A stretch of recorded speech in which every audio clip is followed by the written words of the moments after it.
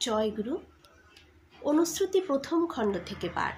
শ্বশুর শাশুড়ি মমতা প্রবণ দীপন পুষ্টি তালে, পূজারিণী বউ যেখানে ঘর কন্যা পালে। লক্ষ্মী আসে আপনি সেথায় পদ্ম শঙ্খ নিয়ে, কৃষ্টি দোলায় দুলিয়ে তোলে জীবন জ্যোতি দিয়ে।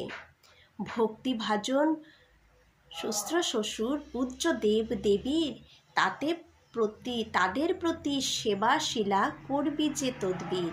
প্রাণের উৎস পরশ পেয়ে যেমন সুখী ওরা, সন্তানতোর প্রতি তেমন হবেই ভক্তি ভরা। তাৎপর্য: সংসারী বধূর সাধনা ক্ষেত্র, তাই শ্বশুর ও শাশুড়ি তার কাছে দেবতার মতো পূজনীয়।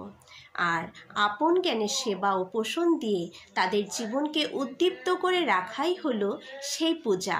লক্ষ্মী মানেই লক্ষ্য রেখে সজাগ চলনে চলে অর্জন করা শ্রী। সেই শ্রী এভাবেই আসেন পদ্ম অর্থাৎ জ্ঞান এবং শঙ্খ অর্থাৎ শান্তিকে সঙ্গে নিয়ে।